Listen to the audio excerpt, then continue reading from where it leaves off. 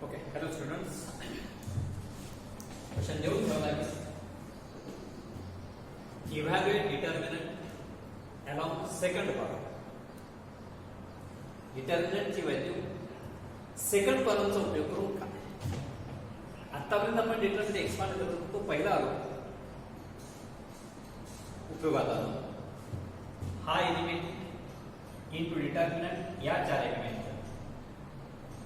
पुढलं sign minus, पुढचा element -1, -1च्या जोडीचा या चार एलिमेंटचा डिटरमिनंट, आणि शेवटी +2 आणि 2 च्या जोडीचा डिटरमिनंट या चार एलिमेंट्स, आणि ही डिटरमिनंटची व्हॅल्यू दिली होती. आता एक्सपांड करायचा आहे तो सेकंड कॉलमचा उपयोग. डिटरमिनंटच्या व्हॅल्यूला एक्सपांड करत असताना पहिलाच रो वापरायचा 28 आहे. सुरुवातीला ती एक मेथड म्हणून सांगितली. कोणत्याही रोचे एलिमेंट्स आणि त्याच एलिमेंटचे काय कोफॅक्टर्स यांच्या प्रॉडक्टची सम म्हणजे डिटरमिनंटची व्हॅल्यू, हे आपण शिकलो. रोचेच एलिमेंट पाहिजेत असेही नाही, कोणत्याही कॉलमचे एलिमेंट्स आणि त्याच एलिमेंटचे कोफॅक्टर्स यांच्या प्रॉडक्टची सम ही डिटरमिनंटची व्हॅल्यू. आपण 9च्या 9 एलिमेंटचे मायनॉर्स कोफॅक्टर्स पाहिले. तिन्ही रोजचा उपयोग करून डिटरमिनंटची व्हॅल्यू काढली, तिन्ही कॉलमचा उपयोग करून काढली. आता विस्मरण झालंय का बघा. सेकंड कॉलम कुणाला म्हणायचं? सेकंड कॉलम हॉरिझॉन्टल लाईन्स मध्ये मांडलेले एलिमेंट्सना रोज आपण, आणि व्हर्टिकल लाईन्स मध्ये मांडलेल्या एलिमेंट्सना कॉलम्स. हा कॉलम पहिला, हा कॉलम दुसरा, आणि हा कॉलम तिसरा. एक्सपांड करायचा आहे तो सेकंड कॉलम चा उपयोग करून, हे एलिमेंटचा उपयोग करून.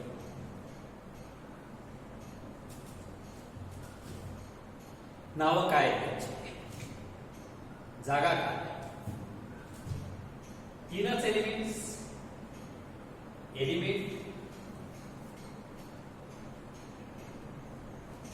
त्या एलिमेंटचा मायनॉर आणि त्या एलिमेंटचा कोफॅक्टर. मायनॉर एलिमेंट से ए रोटेशन दाखवले. सफिक्सला आय जे लिहित होतो ते काय? आय सर्वांनी जेथ कॉलम मध्ये लाय होणारा एलिमेंट तो ए आय जे. त्याच्या मायनॉर साठी एम आय जे त्या एलिमेंटचा मायनॉर, आणि त्या कोफॅक्टर साठी सी आय जे. आता 9च्या 9 एलिमेंट मला गरज नाही, मी फक्त तीनच एलिमेंटचे काढणार. सेकंड कॉलम मधले एलिमेंट फक्त. हा एलिमेंट कोणता, कुठं लाय होतो? फर्स्ट रो मध्ये आणि सेकंड कॉलम मध्ये. रो पहिला, कॉलम दुसरा, A1 2. एलिमेंट कोणता आहे? -1. ह्याचा मायनॉर काय आहे? मायनॉर कसा काढला होता? तो रो आणि तो कॉलम निग्लेक्ट करायचा. हा फर्स्ट रो आणि हा सेकंड कॉलम निग्लेक्ट केला. कोणते चार एलिमेंट राहत आहेत? हे चार. या चार एलिमेंटचे डिटरमिनंट आणि त्याचा मायनॉर 3 0 -2 व्हॅल्यू किती? -6 -0 0 into -2 0 equal to -6. आणि कोफॅक्टर काय आहे? मायनॉर मध्ये कोणता चेंज केला असेल तरी रूपांतर कोफॅक्टर मध्ये होतं. -1 रेस टू तो एलिमेंट ज्या रो मध्ये ज्या कॉलम मध्ये लाय होतोय त्या रो आणि कॉलमच्या क्रमांकाचे ऍडिशन, हा -1 चा इंडेक्स यानं मायनॉरला मल्टिप्लाय करायचा. -1 चा घातांक 3 होतोय. हा -1 into -6 6. मायनॉर -6 झाला, कोफॅक्टर मात्र 6 झाला. पुढचा एलिमेंट ए सेकंड कॉलम मध्ये पाहिजे. हा एलिमेंट जागा कोणती? सेकंड रो मध्ये, सेकंड कॉलम मध्ये. A2 2 इक्वल टू एलिमेंट काय 2 आहे, त्याचा मायनॉर बघा. एलिमेंट 2 हा सेकंड रो मध्ये आणि सेकंड कॉलम मध्ये, तो रो आणि कॉलम सोडला तर कोपऱ्यातले 4 एलिमेंट्स 1 2 0 मायनस. डिटरमिनंटला व्हॅल्यू -2, यातून minus 0 into 2 0 equal to minus. Cofactor का -1 रेस्ट, तो एलिमेंट सेकंड रो आणि सेकंड कॉलम मध्ये 2 plus 2 into minor -2 equal -1 raised to 4 होईल. Even number 1 into -2 minus. आणि शेवटचा सेकंड कॉलम मधला तिसरा एलिमेंट जागा कोणती आहे, रो तिसरा कॉलम दुसरा,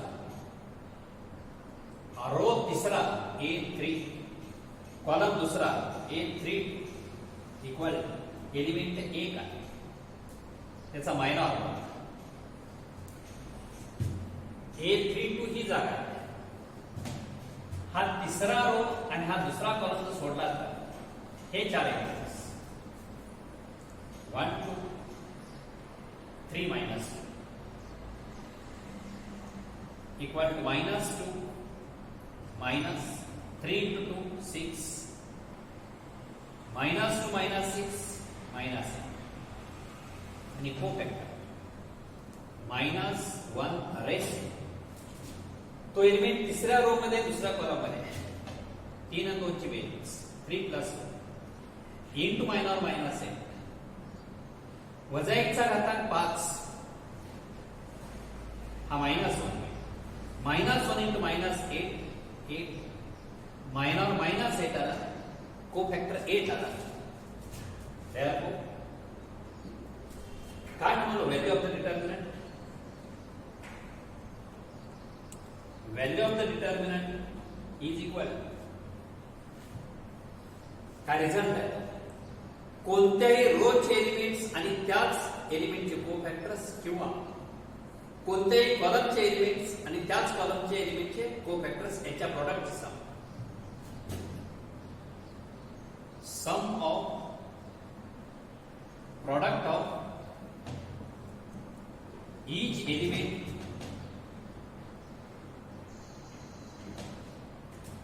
of any row मध्ये एलिमेंट चालते अथवा ब्रॅकेट मध्ये और कॉलम, ह्याचा प्रॉडक्ट कुणा बरोबर अँड कुणाशी प्रॉडक्ट कुणाशी अँड इट्स को फॅक्टर.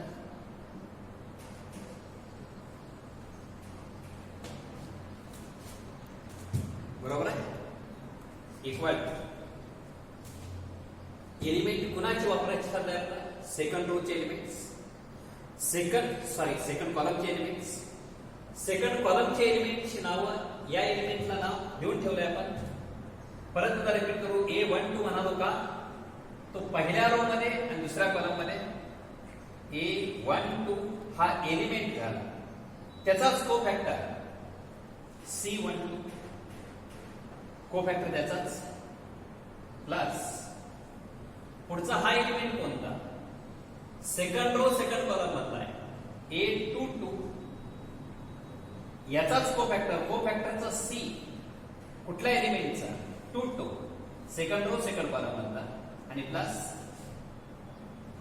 हा शेवटचा एलिमेंट, ह्याला नाव काय, तिसऱ्या रो मधला दुसऱ्या कॉलम मधला A32 इंटू C3 एलिमेंट्स लिहून ठेवले, को फॅक्टरही त्याचे लिहून ठेवले. सांगा A12 हा एलिमेंट डिटरमिनंट मध्ये पाहिल्याऐवजी आपण इथं पाहू -1 चा को फॅक्टर 6 इंटू 6 प्लस A22 हा एलिमेंट 2 इंटू त्याचा को फॅक्टर -4 आणि प्लस A32 हा एलिमेंट 1 आहे इंटू त्याचा को फॅक्टर 8. व्हॅल्यू किती 6 into -1 -6, -2 into -2 -4,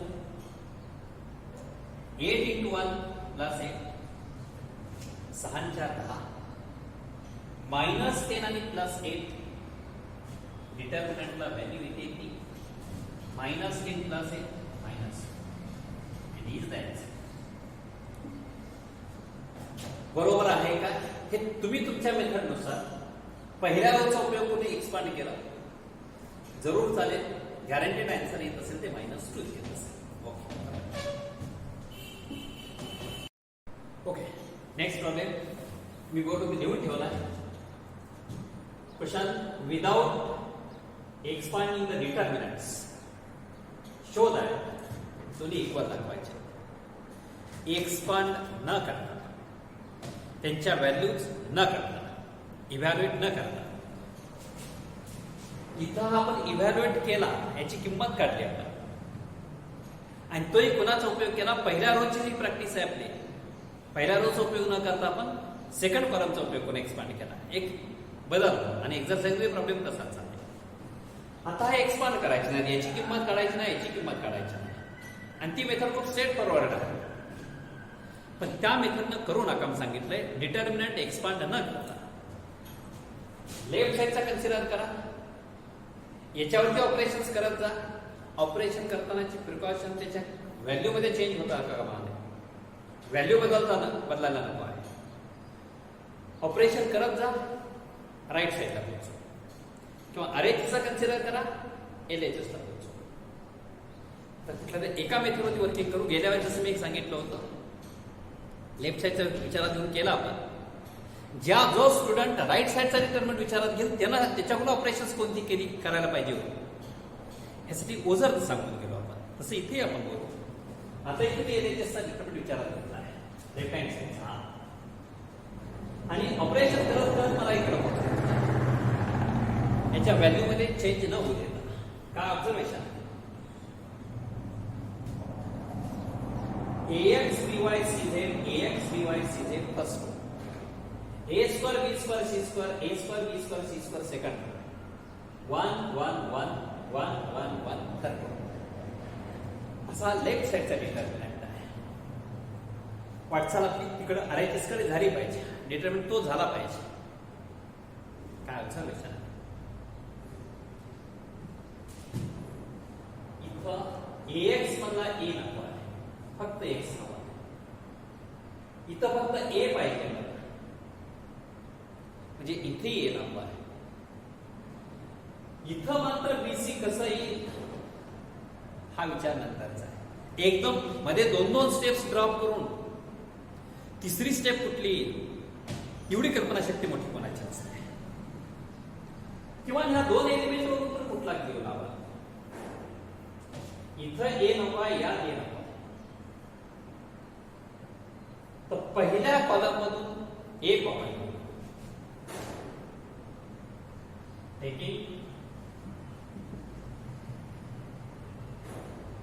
A common from first column. तसं सेकंड कॉलम मधून बी कॉमन घेऊ. बघा मॅच होईल काही तर वाय आणि बी राहील, आन्सर मध्ये वाय बी आहे. थर्ड कॉलम मधून सी कॉमन घेऊया, तर इथं झेड आणि सी राहील, झेड आणि सी.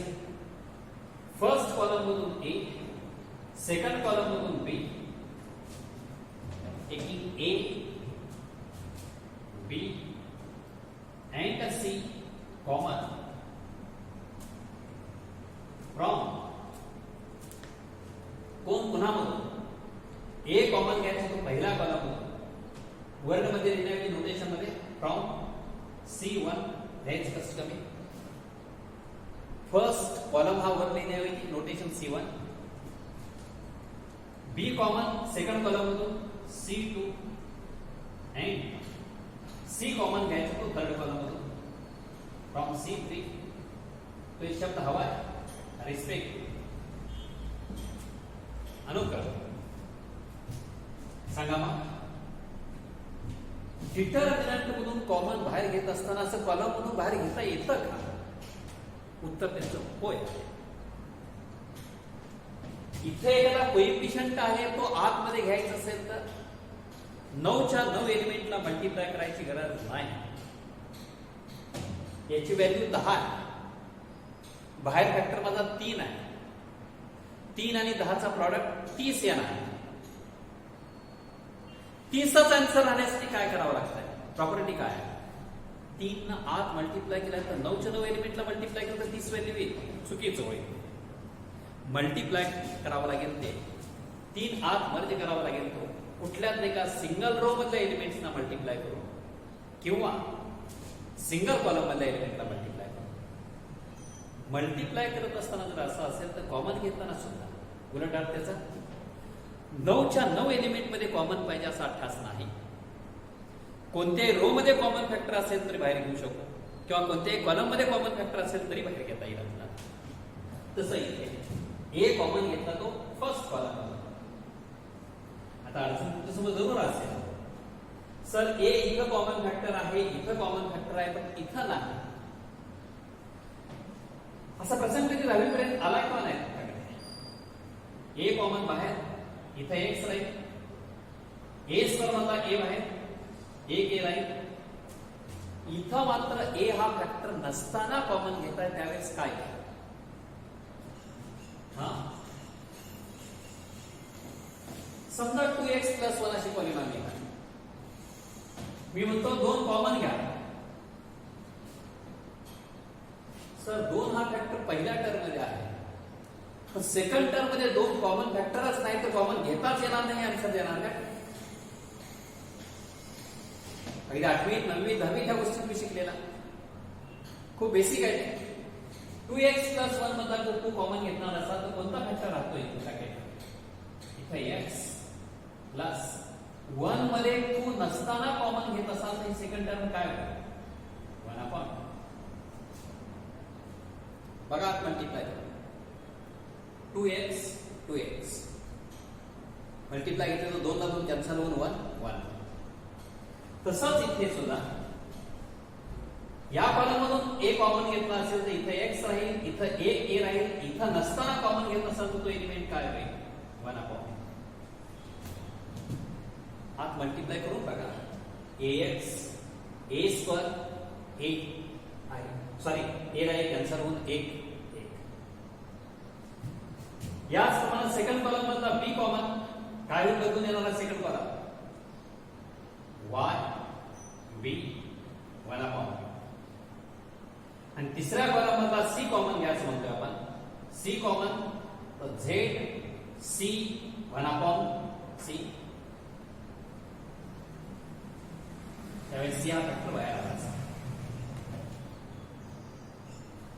जसं कॉमन घेताना कॉलम मधून बाहेर आणता येईल किंवा रो मध्ये कॉमन फॅक्टर असेल तर तो बाहेर आणता येईल.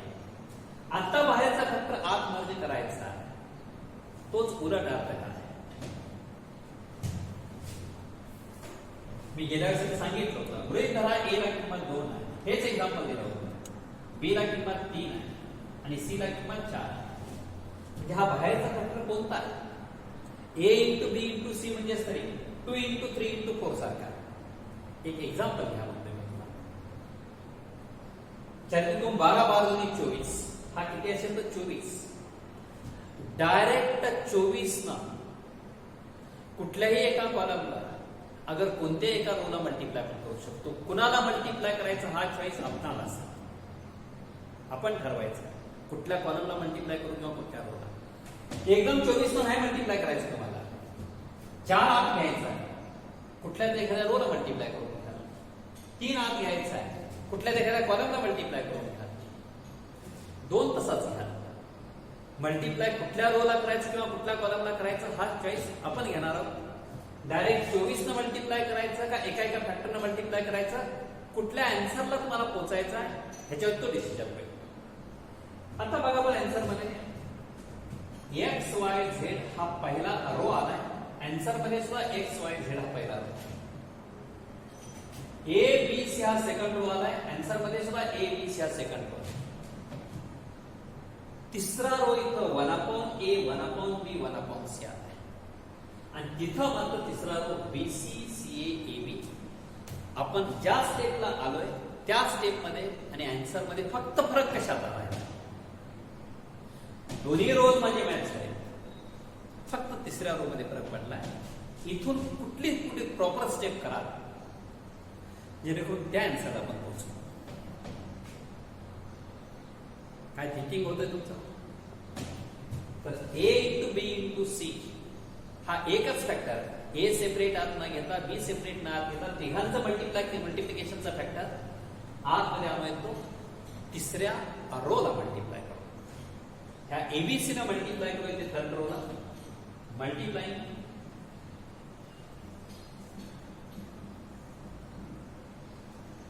ए into B into C to R row तिसऱ्या.